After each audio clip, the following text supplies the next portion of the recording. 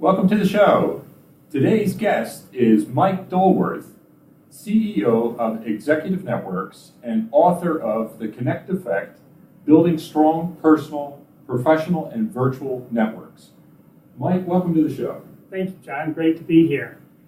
Mike, we're going to first talk about Executive Networks, your company, but of course we'll want to get into your book, The Connect Effect, later. Mike, can you tell us a little bit about your company? Sure, happy to do it.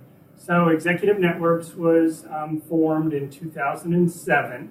It was an outgrowth of a consulting firm called Executive Development Associates that did custom design executive programs for large companies. But on the side of the consulting business, the founder of that firm, a guy by the name of Jim Bolt, also ran a couple of what I now call peer executive networks.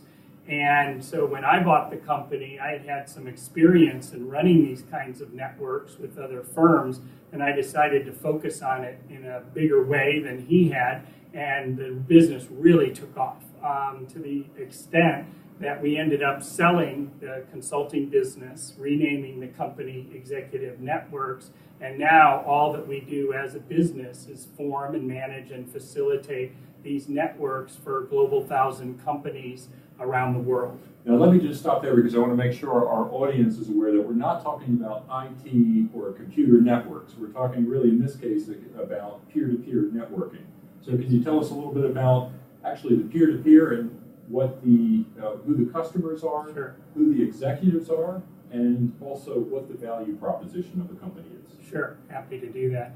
So the idea behind the network is that executives, when they're at the high level within an organization, are really somewhat isolated even within their own company, because they're supposed to be the font of knowledge for everything that they're doing, and then isolated from people outside of the company that they could use to help them learn, to help them grow, to help them solve problems and deal with issues that they're facing every day. So the main concept is basically to get these people in a room together, whether it's a face-to-face meeting or a virtual environment, and get them to start talking about what they're doing every day, what their issues are, what their challenges are, and then to work with each other to help solve those problems, to help create new insights around those issues.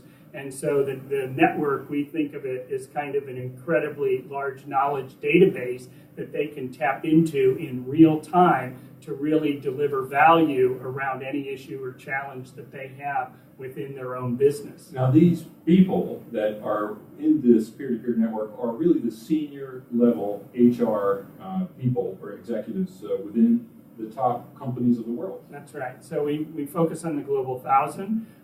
We have some members that are totally in the Global 1,000, but basically really, really large companies, 10 billion and above in revenue type companies.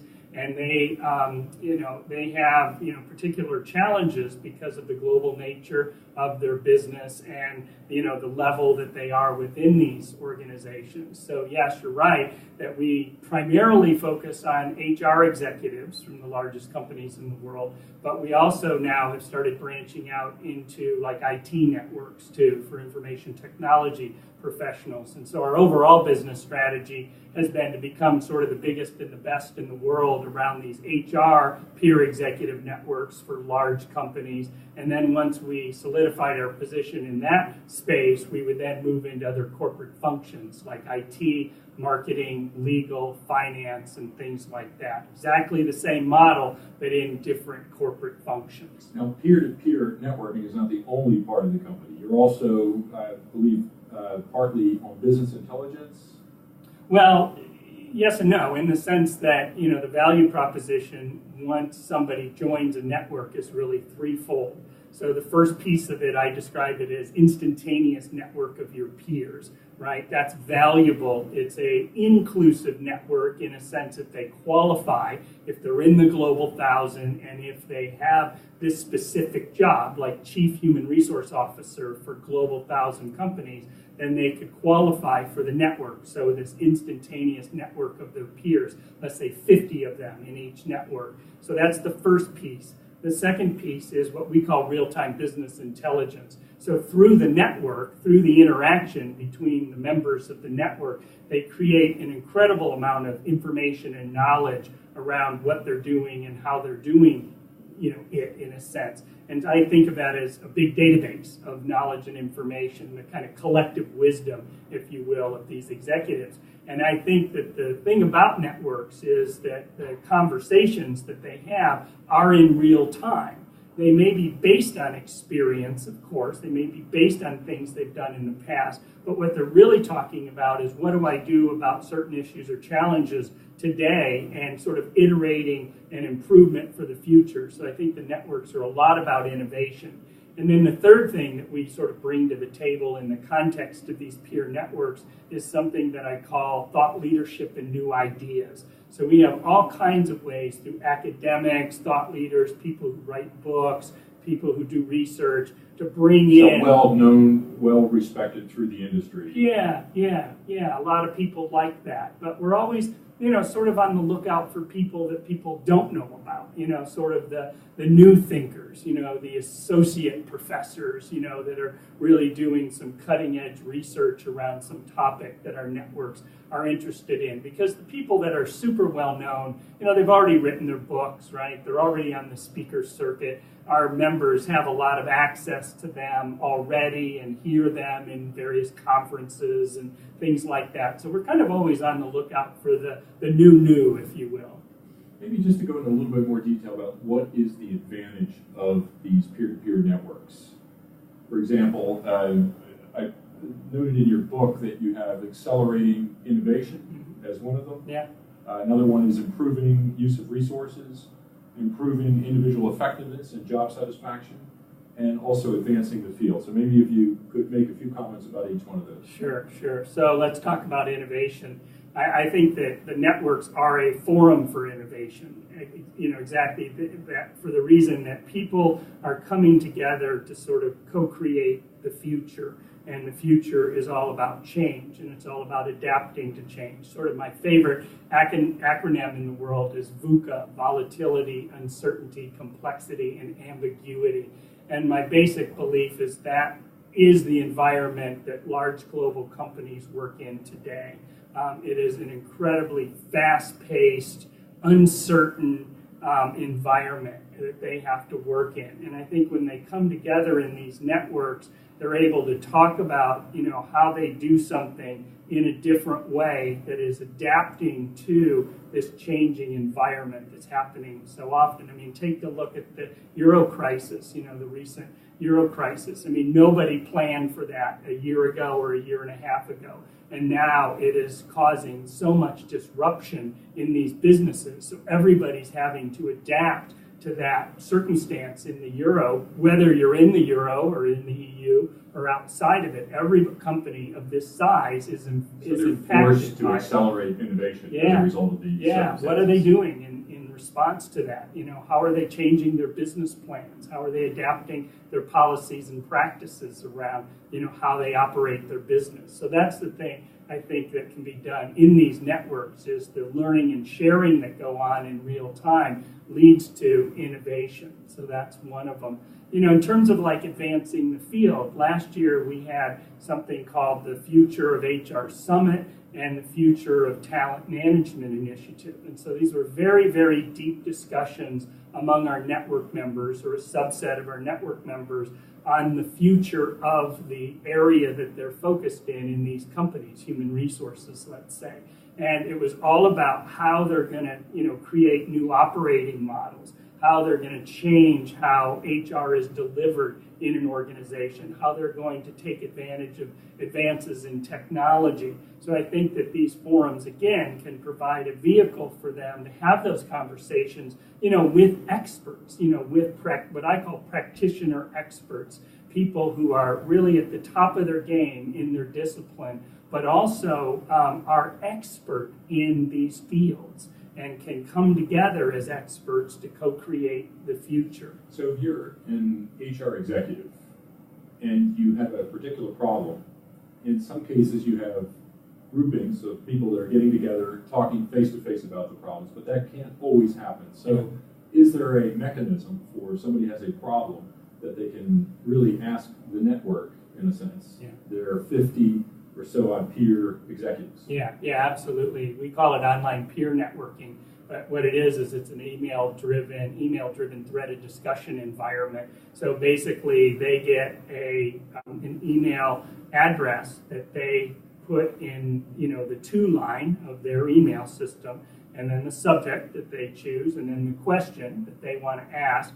They hit send, and it goes directly to their 50 network members. And within hours, honestly, they're getting feedback from their members around that issue or that challenge or that question that they're asking. So in our environment, they're able to ask either their specific network of, let's say, 50 of their peers, but they're also even able to send an email out to the entire network, which in our case is like 250 plus companies, 550 plus HR executives. Again, this enormous, database of information and knowledge that they can tap into in real time.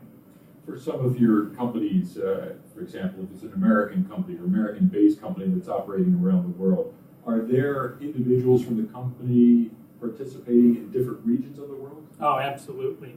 So it's very much a global network. Okay. And we actually have networks that we call global that are for the Global 500. So that would be companies larger than 20 billion in revenue US dollars. And these networks are specifically geared to them. We also have a brand new network that we call the HR Innovation Network for rapidly developing economies. And so these will be HR leaders from India, from China, from Brazil, from Russia, right? From all these different countries that really are, their growth is at the 5%, maybe even 10% plus rate, where in the mature economies, we're lucky in the US to be at 2% growth. And Europe now is actually in, basically a recession again. So they're growing like crazy, and the demands from an HR perspective within these countries are really unique to those countries, and they're also unique to this rapid growth curve. So we have a network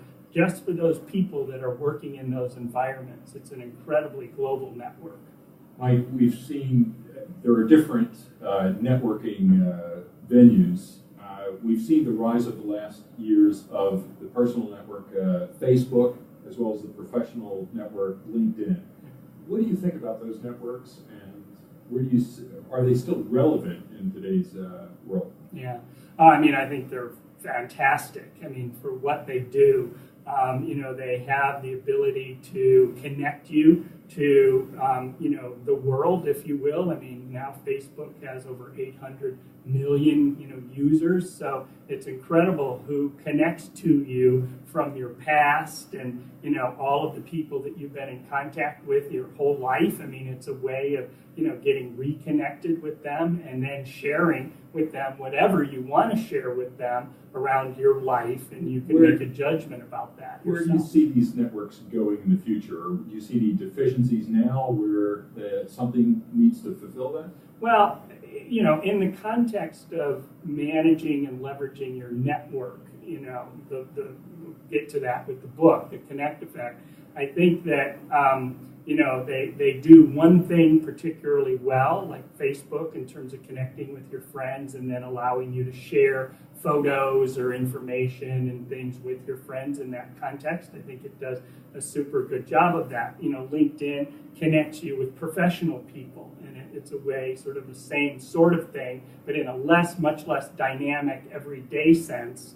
Facebook, people are on it almost every day. LinkedIn, people aren't really on it every day, I don't think, and they're not updating their profiles every day. They kind of become like static resumes in a sense, and then, if people ping them to say, I want to connect to you, then they may use LinkedIn in that regard. But my sense is that in terms of networking, that everybody's network now is very fragmented across these different environments, like Facebook, like LinkedIn, like Twitter, like Outlook, like your phone, contact database, like Salesforce.com, that everybody's network is diffused around these various technology platforms. And so I think there needs to be something that basically brings all of these contacts and these networks, if you will, together into one database, if you will, and then allows you to own that yourself, control that yourself, and to manipulate and leverage, organize your network in the way that works for you, the way that you think it should be done. So I think there's going to be a next generation of these tools that get developed over the next couple of years. Now we're going to talk about the Connect effect. Now, Mike, I've read the book twice. It's available on Amazon.com in hard copy as well as in Kindle. Yeah. I have both versions, by the way. But looking back on that, what made you decide to write the book, and could you describe what the book is about? Sure, I'd be happy to. I wrote the book because I sort of did a search on the type of networking books that were in the marketplace at the time. And my sense was that the books that were out in the marketplace were sort of, I don't know if hypey is a word, but they had a lot of hype to them. You know, it was all about sort of how the individual who was writing the book, does networking. And it tended to be sort of a frenetic kind of networking. It tended to be a very extroverted form of networking. And I just thought that the books that were written weren't really written for real people because, real people are not frenetic. You know, they can't be networking every minute of the day. They need to organize their networking in a way that works for them. So I kind of thought I would write a book about networking for normal people, real people in some respect. And that's really the impetus behind the Connect effect. And so I talk about, my networking experience in the book, how I sort of evolved around networking, kind of trying to make it relevant for people to see how, one person can take the thoughts and ideas that I lay out in the book and apply them in kind of a real life setting. And so there's a lot of tools, there's a lot of methods, but it's really simple stuff. I tried to sort of make it as simple as possible, as easy as possible for people, because I think there's an incredible amount of power that can be derived from a network, but most people don't even spend, any real energy, organizing their network, thinking about their network until they need it. Like when they need to find a job, and then it's too late. If they haven't sort of done the work over the years, then when they need it and it's not there, you can't just create it overnight. It's something that has to be built and nurtured and managed, I think, over a period of time. I've gone through the book and taken out a couple of the ideas that I certainly thought were important, but I wanted to get some of your reactions on that. So first of all, you talk about networking stimulating ideas. In what sense? Yeah, well, I mean, if you have a diverse network, which is something that I talk about in the book being important, then I think what you have is this opportunity to get, inputs from different people who have, very different life experiences, very different ideas about things, and it's sort of a connect the dot kind of thing, right? Where you might put out an issue or challenge to your network around something that you're interested in or working on, and and then you don't really know where the dots are connect because you're going to get all of these different ideas and all these different inputs, and so that's the idea I think behind that. Okay, and another idea, and I think it really also fits into your company very well, and it's basically it increases the chances to be in the right place at the right time with the right person. Yeah, I mean, it's serendipity, right? So, are you lucky or do you create an environment for luck, to happen to you in a sense? And I think that the network, a good network creates the environment for serendipity, for things, really good things to happen to you that, would not have happened otherwise. I give an example in the book where my dad, after college, set up 6 interviews for me with just people in his network that he thought were just interesting people. And I went and met with them, talked about their careers, how they got to where they are, what they thought was important. And through that, serendipitously, a year later, one of those guys called me up and said, Mike, I have a job opening. You want to come and interview for it? And I did, and I got the job. And, it changed my life trajectory. And so that's what I mean, this serendipitous nature. I didn't go into that searching for a job. I went in to just have these conversations, to learn from these people, and then in some ways they became part of my network, and then, something really good happened to me.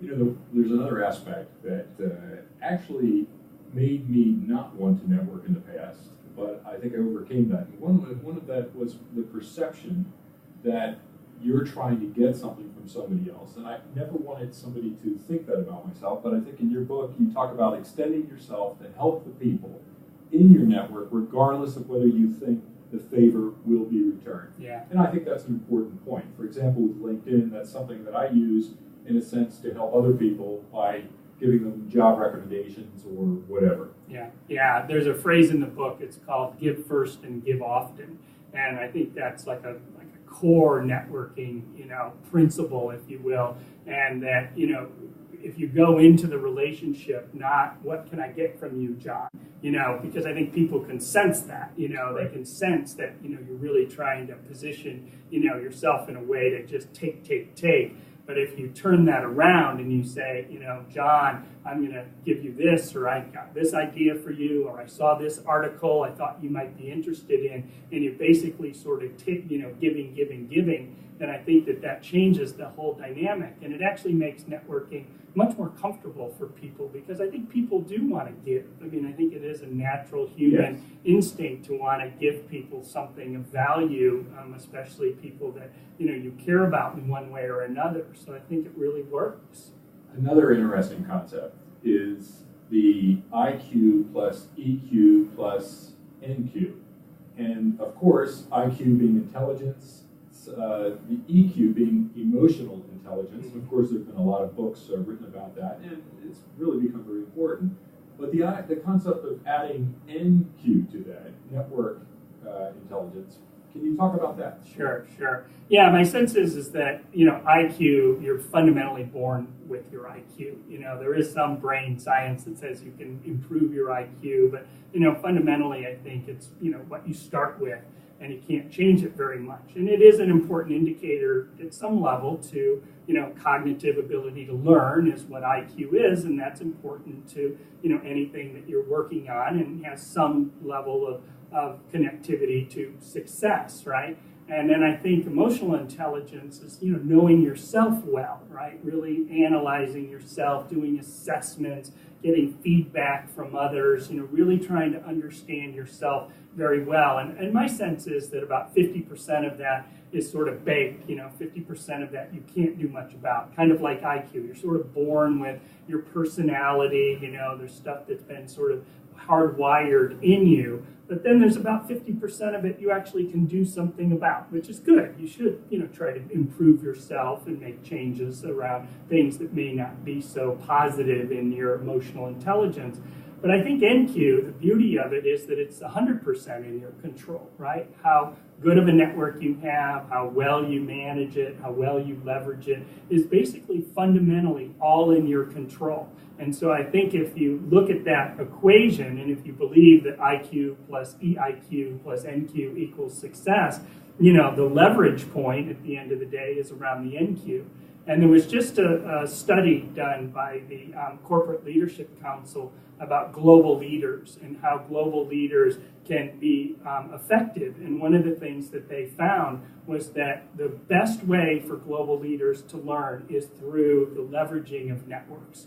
That was the primary and most efficient and most effective way for global leaders to learn. So I think it's all kind of wrapped up in that equation that I lay out in the book.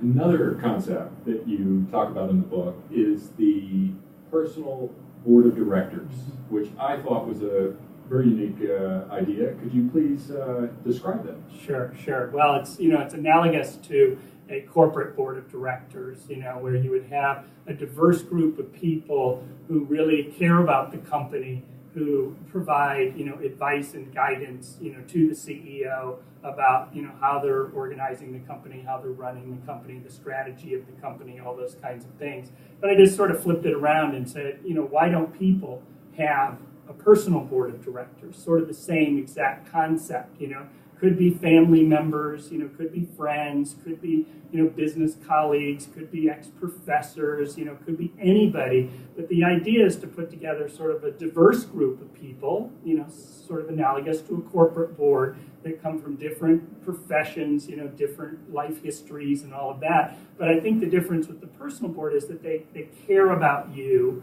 enough to be on your board. And so I say, you have to find these people, you have to, sort of come up with some criteria and then, go find the people, invite them to be on the board. And then over time, you might move people on and off your board as your life, moves down its trajectory, right? You don't have to have the same people, just again, like corporate boards do.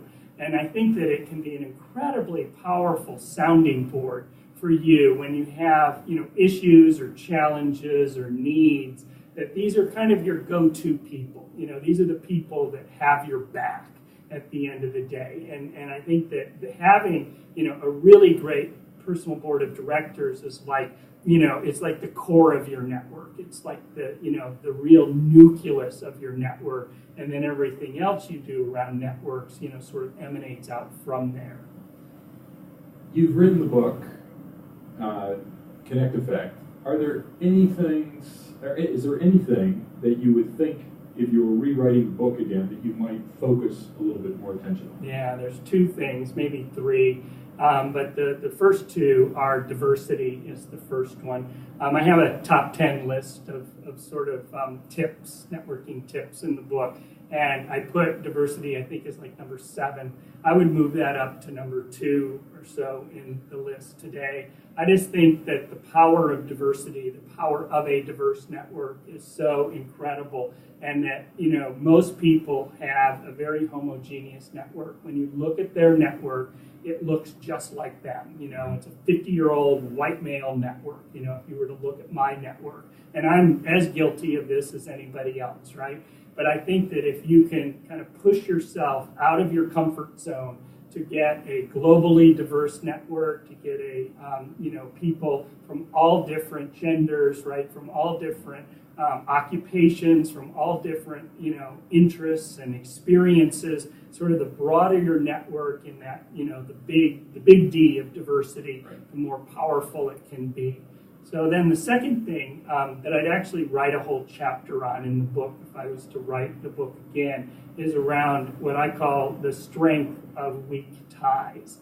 And the basic point of this within the context of networking is there's certain things that you might want to accomplish in your network that actually get accomplished in the extended network more effectively. So there's been quite a bit of research being done, like, for example, how people find jobs, how they really find jobs. And you might think that I find a job through my Uncle Ben, right? 1 degree of separation, right? But really what happens is it's not Uncle Ben, and it's not the friend of Uncle Ben, it's the friend of Uncle Ben. So it's really 3 degrees of separation out. It's a very weak tie. Stronger the ties, the closer in, 1 degree of separation. Right. So 3 degrees out, it's a fairly weak tie. You probably never even knew this person before. But that's where you'll find the job, is in these weak ties. So I think it's a different context for thinking about your network. But I do talk in the book, one of the techniques for expanding your network is, I call it playing the 1 degree of separation game. So you have, I know you, John, right? But then I ask you, John, who should I know from your network? Who do you think would be good for me to meet from your network? Just one person, right? But if I have a network of 250 people, and I do that for every one of my network members, conceptually now I've doubled my network size, right? And then I double it again, and I double it again. Just through doing that one thing, I think you can expand out your network sort of exponentially over time. And you see that in LinkedIn, for example, how quickly that grows. Yeah, it's a core principle within LinkedIn. I think they've actually even patented the whole 6 degree of separation kind of idea. Right.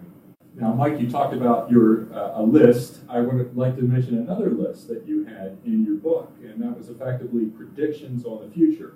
And I know that one of the 10, more than some of the predictions came true, but one in particular and that was that a U.S. president would be elected using social media. Can you talk about that? Yeah, sure. So before Obama ran for president, I think people really hadn't figured out what the power of the social network really is. And there is a phrase in the book that I actually start the book with. I say, networks can change the world. Every node matters.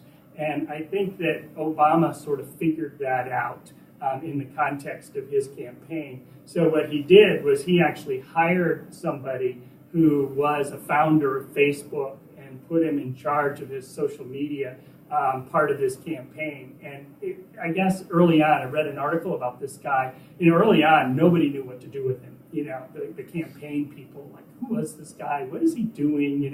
But then once he started building this environment and started leveraging the concepts of a social network within the campaign, it just blossomed like crazy. And Obama had all of these groups of young people, mostly, that became part of the campaign and got very active in the campaign. And then also he raised a lot of money. But like at $1 a person. Right? I mean, it was really millions of contributors giving very small amounts of money. And so I think that it is the first time that within a campaign environment, people really understood the power of the network. The thing that I didn't predict was like the Arab Spring, and I think that that's another incredible example of the power of networks, the power of Twitter, the power of information flowing, in those social networks, organizing events and things that happen within that context. I think it's going to change the world, because I think now, you fundamentally can't control information the way that these regimes did in the past, and it gives people this ability to communicate and collaborate in ways that they never were able to before. So I think it's an incredible tool for democracy at the end of the day and personal freedom. I think it's just amazing. Well, it was a big prediction, and you got it right, so congratulations on that. Thanks, yeah. Obama hasn't called me recently to say thank you. There's still time. Maybe for the next election, he will. Yeah. Mike Dulworth, CEO of Executive Networks and author of the book, The Connect Effect, joining me in London, England. Thanks for being a guest on the show today. Thank you, John.